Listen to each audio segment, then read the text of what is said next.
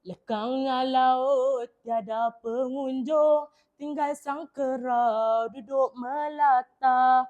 Datang berpaut diri menjunjung, salam bicara pembuka kata. Assalamualaikum warahmatullahi wabarakatuh. Jutaan terima kasih saya tujukan buat peneraja acara, para hakim lagi adil dan bijaksana, guru pembimbing dan rakan-rakan sekalian. Salam Malaysia Madani. Seperti sedia kala, di restoran dihidang makanan, di sini dihidang cerita. Saya, Fayyad Syamil bin Nazri, akan membawa anda menelusuri kisah yang sangat legenda bertajuk Peminangan Puteri Gunung Ledang. Pada zaman Kesultanan Melayu Melaka, terdapat seorang sultan yang amat masyhur akan kebijaksanaannya, akan tetapi beliau amat cerewet kerana inginkan segala-galanya dalam keadaan yang sempurna. Pada suatu hari, isteri Sultan Mahmud telah pemangkat. Oleh kerana rasa sedih, beliau memanggil segala orang-orang besar datang menghadapnya. Katanya, apa kata kalian semua? Melaka sekarang tak beraja ke perempuan. Kemudian, bendahara menjawab balik soalan Sultan Mahmud Shah. Anak raja mana yang datang ke Penang? Biar Patik sekalian kerjakan. Maka Sultan Mahmud bertitah lagi. Ada satu puteri ini tidak seperti putera lain. Kecantikannya, kesihatannya. Wah. Beta mahu semuanya. Oleh itu, beta mahu kalian pergi pinangkan untuk beta Puteri Gunung Ledang di atas puncak sana.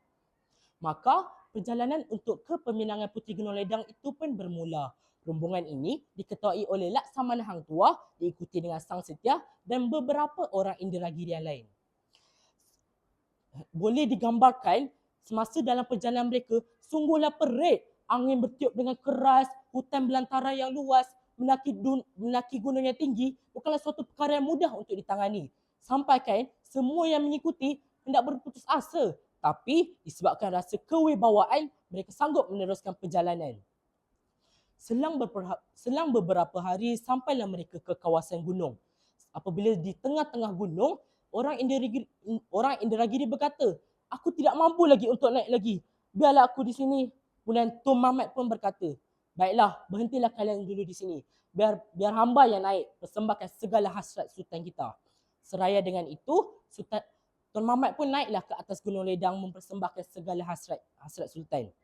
Apabila di atas gunung, segala keperitan hilang begitu saja.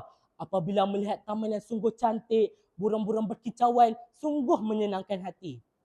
Apabila Tun Mahmat dan yang lain-lain meneruskan perjalanan, mereka berjumpa satu rumah di mana rumah tersebut tiangnya diperbuat daripada tulang dan atapnya diperbuat daripada rambung. Terbuntang mata mereka melihat rumah itu. Kemudian, apabila Tun Mahmat cuba untuk mendekati dirinya ke rumah itu, keluar seorang perempuan tua. Perempuan itu berkata, kamu ini orang mana? Nak ke mana kamu ni? Tun Mahmat pun membalas, kami ini orang Melaka. Nama hamba Tun Mahmat. Kami dititahkan kemari untuk pinangkan si Puteri Gunung Ledang tu. Oh, Puteri Gunung Ledang. Oh, nama hamba Dang Rairani. Hamba lah pengetua Puteri Gunung Ledang. Tunggulah kalian semua di sini biar hamba naik ke atas untuk berjumpa dengan Puteri Gunung Ledang.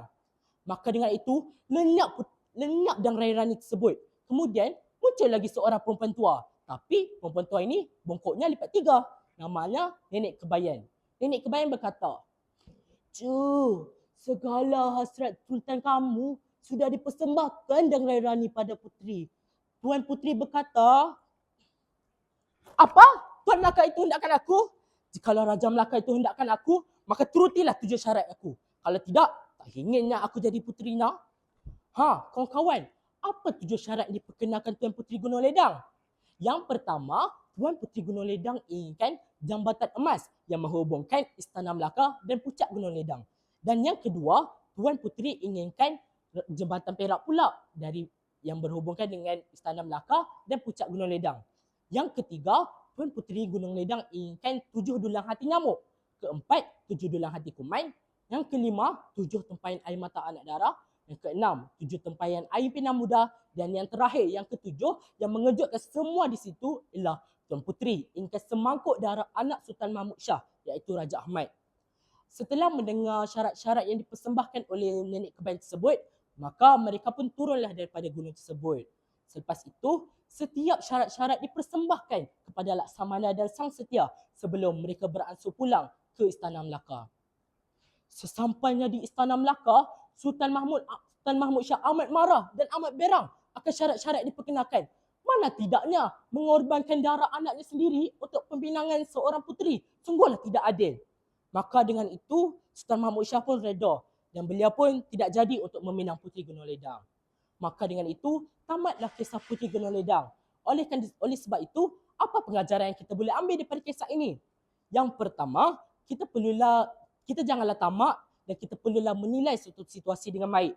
Janganlah kita mencontohi sikap Sultan Mahmud Shah di mana beliau hanya inginkan Puteri Gunung Ledang kerana kecantikannya dan kerana untuk memuaskan nafsunya. Astaghfirullahalazim. Dan yang kedua, kita perlulah mencontohi sikap Puteri Gunung Ledang di mana Puteri Gunung Ledang menunjukkan sikap kewibawaan dan kebijaksanaan. Melalui 7 syarat yang diperkenalkan, yang kita tahu syarat-syarat itu sungguh mustahil untuk ditunaikan. Syarat-syarat itu menjadi alternatif sebagai penolakan halus kepada pinangan Sultan Mahmud Shah.